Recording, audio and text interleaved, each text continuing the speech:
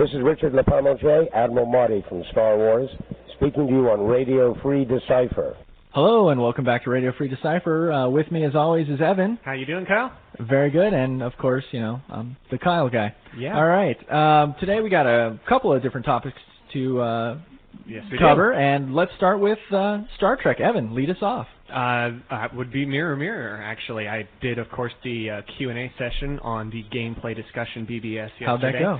Had a lot of fun. There were a lot of good questions. Nobody grilled me too seriously. Oh, that's a tragedy. Shame on all of you out there. You're supposed to give him more of a hard time. Yeah, I was kind of shocked that I was able to keep up. Actually, by the end of it, I had made it all the way up to the top, where, caught up with all the subjects. So they didn't work me too hard. Tragedy. All right, so tell us some good stuff about Mirror. Sure. Well, obviously, a lot of information was revealed then when I did the Q&A. What more can I tell you? Can we go back and look at all the stuff that happened during the bulletin board text section? Is archived on there's 10 pages of archives on the gameplay BBS, of course, so you can go back and see all of that information. What did I mention yesterday? I said that there were more broken links, so to speak, in Mirror than in any set we'd ever done. That's true. What exactly is a broken link? Broken link is a slang term for when we mention a card in a set and don't actually have that card revealed yet. So, for example, on the Martok Founder, when he was first released, it said download Dial Martok for Murder or Treacherous Advice, and neither card was in the set, and then later on we did Treacherous Advice. I'm sorry, later on we did Dial Martok for Murder. Someday we're going to have to do Treacherous Advice. Everybody out there is analyzing that comment right now. But there's a lot of broken links happening in Mirror. In fact, speaking of Dominion Founders and such, a couple of the broken links that are in Mirror are some of those old downloads that some of the Dominion personnel had. Really? A couple Any of those examples? cards. Well, no. Oh. There are people who are out there on the boards who will flip to their binders and come up with a list of every single unfulfilled broken link on a Dominion card, so you can take a look at that. All right. Well, I'm sure that'll get around very quickly. I'll give you a specific one. One of the cards that I'm really glad that we've been able to put in Mirror is Jake Cisco. Oh, fantastic. So that's a nice big spoiler. People have been waiting for Jake since, 98 when we first did Deep Space Nine. And we had somewhat of a Jake in there, but it was Jake and Nog. Well, yeah, it was Jake and Nog, and, it's interesting. The way that the show used Jake was obviously very interesting. There was a lot they could do from a writing standpoint, but some of that didn't really translate too well to gameplay. Jake didn't really have some of the skills, per se, that we would normally put on a personnel, and so it was kind of difficult to realize his personnel card, and many, many versions of Jake had come and gone throughout every set since Deep Space Nine, and finally we got something we liked. So he doesn't have for skills like penmanship. And no, nothing like that. No, we didn't do any new skills. There's no writing skill. There are a number of reasons why we didn't go that route, but one of them being that we've already put writers on cards. For example, Samuel Clemens already exists, and we can't retroactively go back and add writing to him, which we obviously should have, so we didn't do that for Jake. Instead, Jake is mostly driven by special skills. So you'll be able to see that when we reveal that card to you. Ooh, all right. Very cool. Well, let's change gears a little bit. Sure. Let's talk about Duel of the Fates. 2 days ago, Duel of the Fates came out. Have you played it yet? Have you played with some of the cards? I have. I think we talked about it a little bit last week, That's but right. This set is just awesome. In fact, we are going to have a tournament here at the office this afternoon. I understand there's somewhere 14 to 16 people playing in this tournament later today. Really? Yeah, it's going to be a sealed deck. It's going to be a lot of fun, and a lot of us are very excited. And who do you think is going to walk away with the title? Oh, well, I don't know. I'm not going to talk smack. I'm just going to show up and have a good time. Very cool. Me too. Absolutely. But I can't wait to do some dueling against everyone, and the new Starship rules are really, really cool, and the fact that we can take effects right out and start the game with them. Yeah. And we're all going to get effects because there's a lot of effects in Duel of the Fates. You can tell that all the new stuff that Duel of the Fates is introducing is really having a dramatic effect on the game. A lot of people were talking about Duel of the Fates at Essen when we were there. That has become a real gamer's game now. And traffic on the BBSs has gone up. So a lot more people talking about Young Jedi, going back to Young Jedi, and that's all really, really good to see. Yeah, absolutely. A lot of people are like, wow, I'm going to really start getting into this again. It's going to be really fun. So if you haven't taken a look at the cards that have gone up on our website, all 60 of them are there now, so check it out. Absolutely fantastic new gameplay adventures for you. Mm-hmm. So very cool. All right, well we're gonna give a little sneak peek at some information today about Reflections 2. Yes. We all know that Reflections 2 is coming soon on the horizon. It's actually Reflections 2 Expanding the Galaxy. It's the new Star Wars set that's going to be coming out soon. Mm-hmm. There's going to be all kinds of new expanded universe cards from the novels and things like that.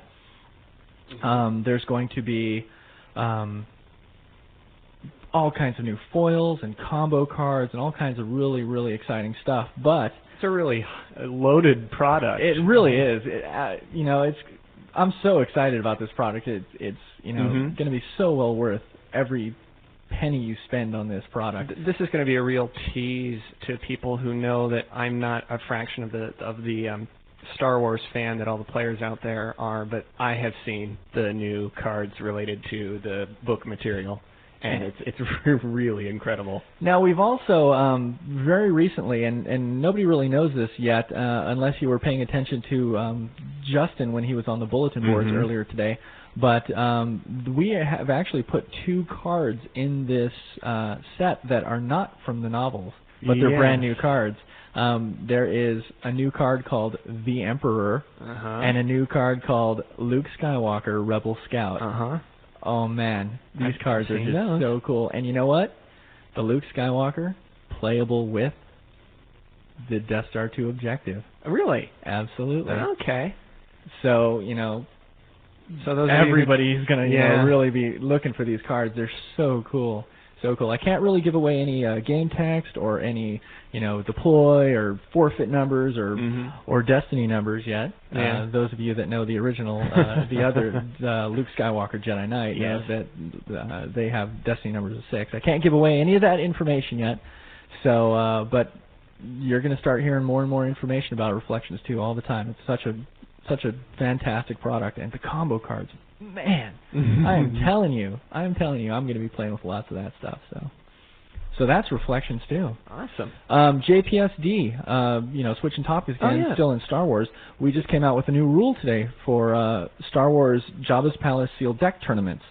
Basically, the rule states that if you haven't heard about it already, the rule states that if you have characters with a printed deploy cost of 3 or more, in other words, not modified, 3 or more, on deploy cost on them, that have ability of less than 2, in other words, 1 or 0, they become ability 2. Right. This rule is only in the JPSD sealed deck environment, and not transferable to any other form of tournament. So. And this was actually the format that was used for the Jabba's Palace sealed deck tournament that was held at Essen. That's correct. Got to see that. That's correct. That's where it was first play tested, and all those guys over there got to help us play test it. And all the feedback that we got, and looking at the scores, light versus dark, and differentials, it looked to really balance things out really well. Yeah, those of you who have had a concern about the Jabba's Palace format, this is a nice, easy fix, and it works. We've seen it works well. Yeah, so those of you who had been a little hesitant to go out and run these Jabba's Palace tournaments, you have no more excuses. That's right.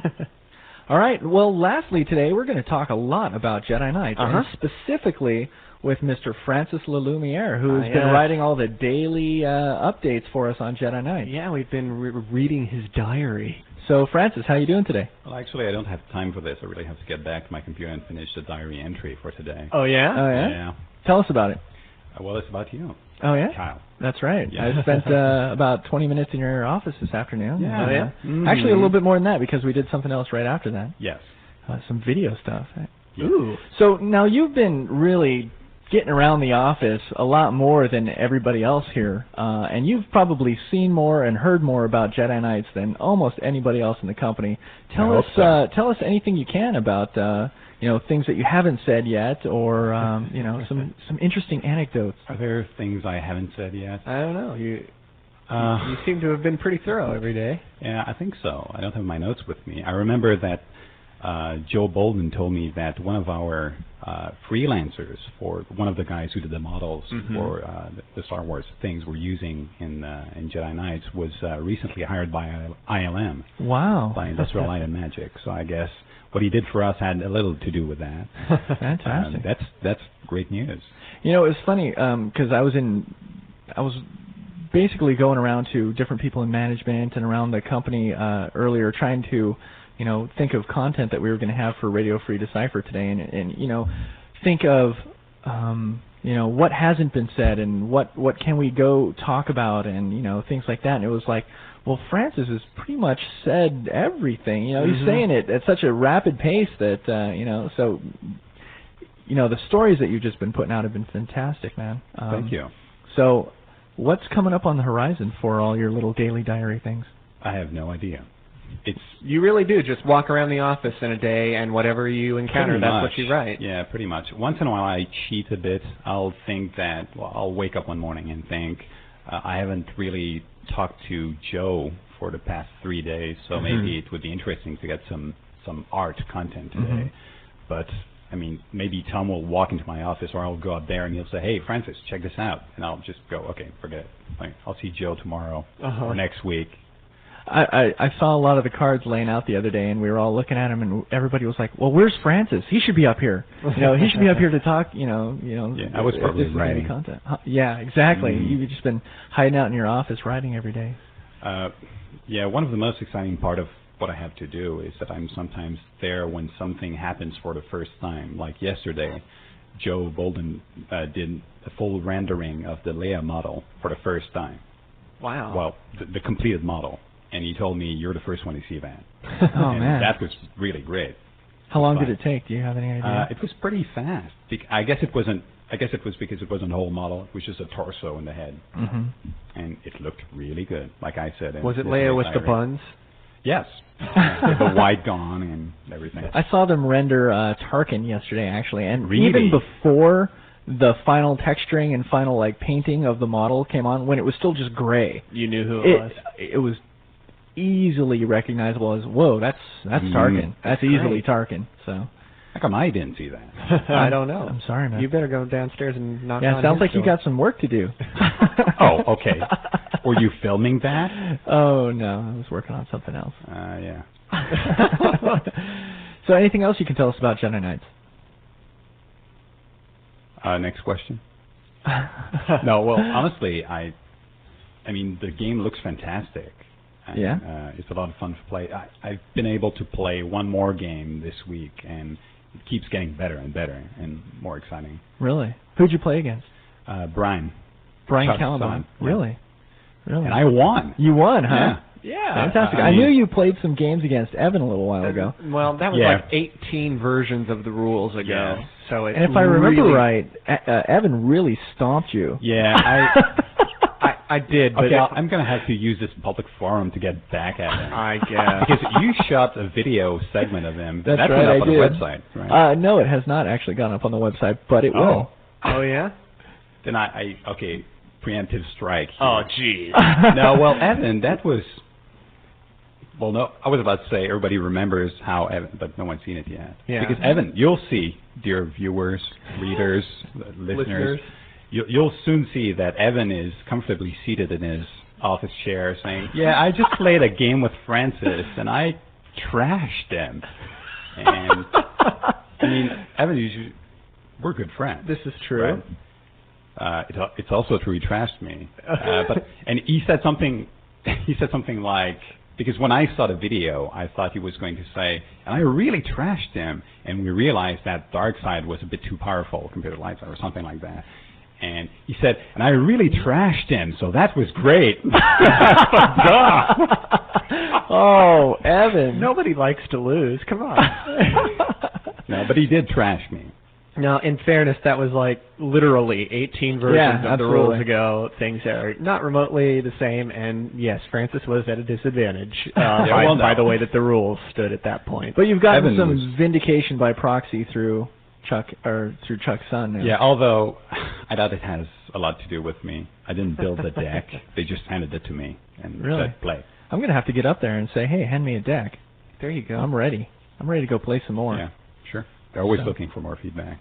Well, excellent, Francis. We look forward to reading all your articles more and more every day. They've been just wonderful stuff. So giving us all a really cool insight into the goings-on here at Decipher. So I guess that's going to wrap it for Decipher today. Thank you, Francis, for spending some time with us. Thank you for having me again. You kept your promise. That's right, I did. Invite me again. Absolutely. And we'll have you back again, I'm sure. Okay. So thanks all for listening, and have a wonderful weekend.